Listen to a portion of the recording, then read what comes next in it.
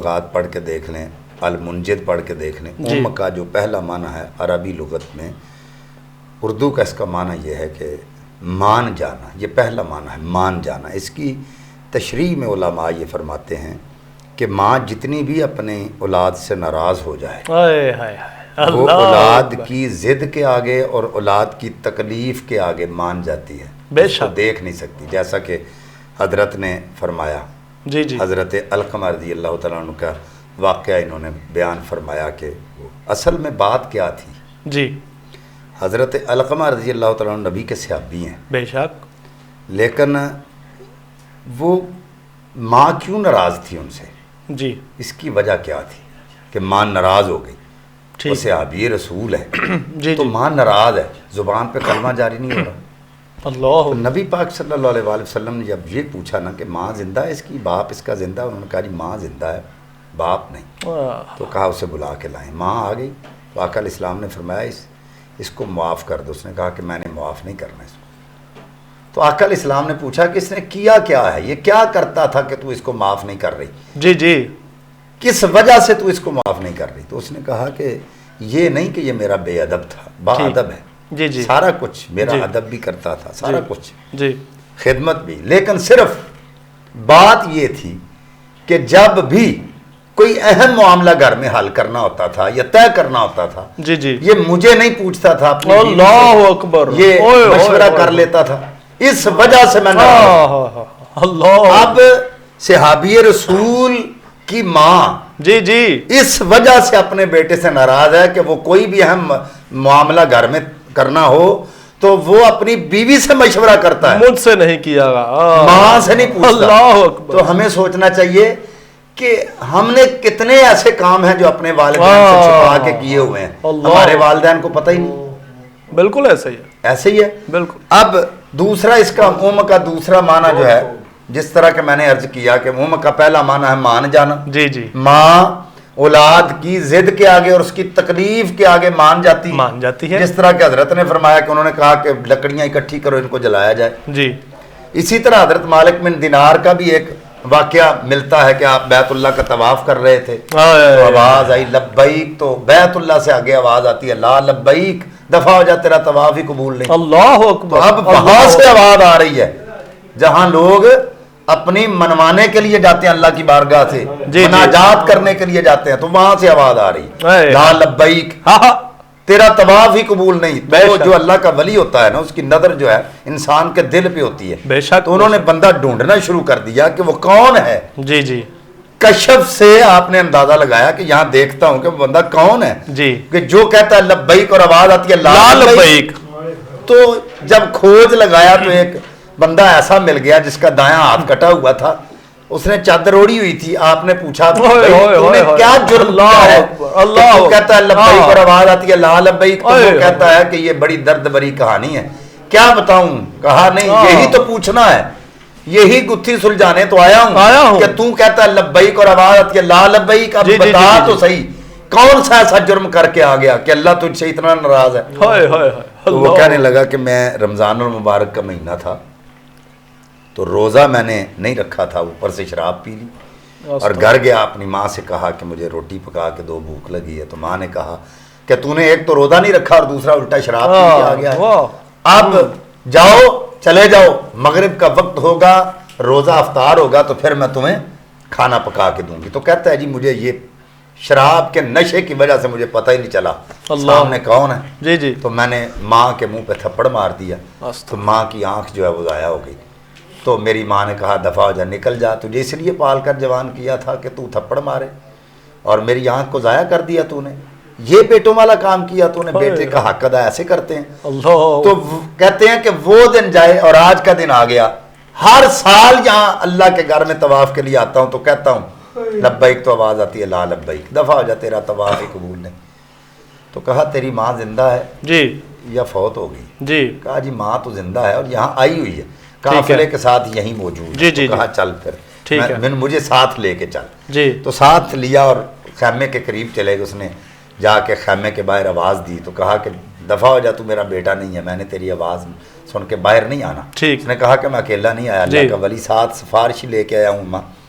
तो जब माँ ने हजरत मालिक बिन दीनार का नाम सुना तो बाहर आई, देखा तो कहा कि मेरे तो बाप जाग गए हैं कि आप आ गए। तो कहा, बीबी ये तेरा बेटा है? कहा मेरा ही बेटा। तो कहा इसको माफ कर। इसने कहा मैंने माफ नहीं कर, मेरी आंख देखे इसने थप्पड़ मार के मेरी आंख को जाया कर दिया। ये इसने मेरी परवरिश का हक अदा किया। 9 माह इसको पेट में रखा, इसको पैदा किया, इसको पाल के जवान किया, और ये सिला दे रहा है कि थप्पड़ मार के ये आंख जाया करे, ऊपर से रोजा नहीं रखा और शराब पी के आ गया।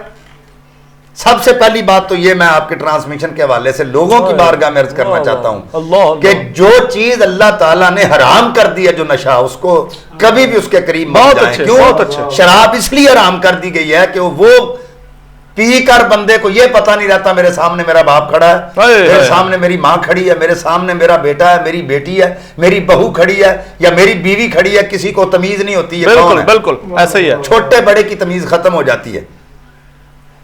तो उसने कहा कि देखें, आपने फरमाया कि इसको माफ कर दे। उन्होंने कहा तो माफ कैसे करूं, ये देखो तो सही मेरा हाल। इसने क्या किया? तो आपने फरमाया बीबी ये तेरा बेटा है। जी जी। जब इसने तेरे मुंह पे थप्पड़ मारा था उस वक्त ये शराब की हालत में नशे में था। जब बाहर गया इसका नशा कुछ देर बाद उतरा तो इसे पशेमानी हुई कि मैंने मां के मुंह पे थप्पड़ मारा। ये देखो इसने हाथ काट के अपने जिस्म से जुदा कर दिया। जब मां ने ये देखा ना कि हाथ काट दिया है तो मां का दिल नरम हो गया। कहा बेटे तुमने हाथ क्यों काटा? उसी वक्त मेरी बारगाह में आ जाता तो सिद्ध के दिल से माफी मांगता, मैं तुझे माफ कर देती। आज जा, मैंने तुझे माफ कर दिया। जब ये लफ्ज कहे ना तो हज़रत मालिक बिन दीनार कहते हैं चल अब रब के घर का तवाफ करने का मजा आएगा। तो अल्लाह की तरफ से पैगाम आता है इसको अब मेरे घर ले जाने की जरूरत नहीं, अब घर बैठे अपनी माँ की खिदमत करे तो मैं इसे घर बहुत अच्छा। और दूसरा लफ्ज है अब। माँ का दूसरा माना है इमाम बनाने वाली। क्या बात है। यहाँ एक मर्तबा नबुव्वत है और एक मर्तबा सहाबियत है। मेरे नजदीक, मैं किसी की बात नहीं करता, मेरे नजदीक मर्तबा नबुव्वत भी वहबी है, कसबी नहीं है। ठीक है। और मर्तबा सहाबियत भी वहबी है, कसबी नहीं है। ठीक है। ये ज़हन में रख लें। कसब कहते हैं मेहनत को। ना तो कोई मेहनत से नबी बनता है और ना ही कोई मेहनत से सहाबी बनता है। नबी भी वही होता है जिसे अल्लाह बना के भेजे। क्या बात है। सहाबी भी वही होता है जिसे अल्लाह चाहे। बेशक। तो उसके अलावा जितने मरातिब हैं सारे के सारे मां की वजह से हैं। ठीक है। और दूसरा लफ्ज जो मैंने अर्ज किया है वो है अब। ठीक। बाप, इसका माना है बहार। वाह वाह, सुभान। यानी जिसको हम अब्बा जी कहते हैं ना, जी जी, वो हमारे घर की बहार है। क्या बात। तो उलमा फरमाते हैं कि अगर बाप घर में ना हो तो घर में रौनक नहीं होती। बेशक बेशक। बाप की वजह से घर की रौनक सलामत होती हैं। जैसे मियां साहब ने कहा बाप मरे सिरों साया उठदा ते वीर मरण कंड खाली, मां मरे मोहम्मद बख्शा कौन करे रखवाली। तो बाप जो होता है ना, जैसे वो कहते हैं भाई भाइयां दे दर्द वड्डा मन ते भाई भाइयां दियां बावां ते मां बाप सिर दा ताज मोहम्मद ते मावां ठंडियां। ये सर का ताज होता है बाप। जी जी। तो यहां पे दोनों में से किसी की भी शान ले लें। जी। जैसे हजरत ने फरमाया अल जन्नत तहत अक़दामिल उम्महात, जन्नत माओ के कदमों तले है। बेशक। और मेरे नबी पाक ने फरमाया वालिद औसत हुआ अबवाबुल जन्नत, और बाप जन्नत का दरवाजा है। तो जिससे गुजर के हमने जन्नत में जाना है।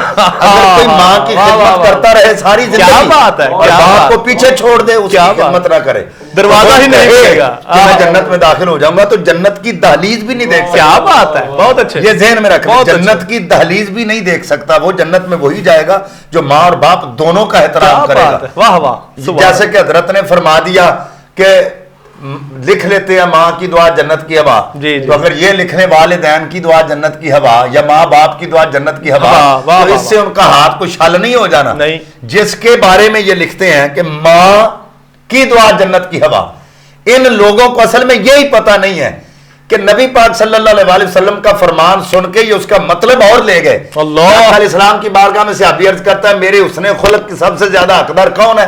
तो आका अलैहिस्सलाम ने फरमाया उम्मो का, तेरी माँ। बेशक। सुम्मा मन उम्मो का, फरमाया फिर तेरी माँ। सुम्मा मन हुजूर इसके बाद फरमाया तेरी माँ। जी जी। फिर चौथी मर्तबा सुम्मा मन फरमाया अबू का, तेरा बाप। अब लोगों ने इस हदीस को मद्देनजर रखते हुए ये कह दिया कि माँ का तो बाप से 3 दर्जे ज्यादा मर्तबा रखती है, लेकिन उनको ये मालूम नहीं है कि औलाद के लिए माँ बाप से 3 गुना ज्यादा, यानी ऐसे कहते 3 दर्जे ज्यादा खिदमत की हकदार है, ठीक है, लेकिन फुकीयत और अच्छा, अहमियत अच्छा, बहुत वाह, ज्यादा वाह, है। वाह, वाह। क्योंकि जिसके कदमों तले हमारी जन्नत है ना, जी जी जी, उसकी जन्नत अपने खामद के कदमों तले है, हमारे बाप के कदमों तले है। अगर वो उसकी खिदमत गुजार नहीं होगी तो वो कभी औरत भी जन्नत में नहीं जा सकती। बहुत अच्छे, बहुत अच्छे। रमजान है रमजान, रमजान है रमजान, रमजान है रमजान, रमजान है रमजान, रमजान है रमजान, रमजान है रमजान, रमजान है रमजान। मैट्रिक के बाद और गर्मियों की छुट्टियों में फारग क्यों? आइए कंप्यूटर सीखिए। ब्राइट कंप्यूटर एकेडमी शॉर्ट और लॉन्ग कोर्सेज, प्रोफेशनल कंपोजर और डिजाइनर बनिए। प्रैक्टिकल हमारी पहचान, स्टूडेंट्स के लिए खुसूसी रायत, इंटरनेट की क्लासेस, दाखला जारी है। Bright HD flex, designing, printing, शादी कार्ड, इश्तहारात, HD फ्लेक्स, स्कूल रिजल्ट के लिए शील्ड और दीगर तकरीबात के लिए अवार्ड बनवाइए। और घर की दीवारों पर खूबसूरत दीदा ज़ेब वॉलपेपर लगवाने के लिए तशरीफ लाएं। चीफ एग्जीक्यूटिव सैफुर रहमान 0321 669 6980, मोहम्मद अमानुल हक 0321 361 3233, मोहम्मद एहसानुल हक 0300 4389 180। ब्राइट कंप्यूटर एकेडमी, कमेटी बाजार, सांगला है।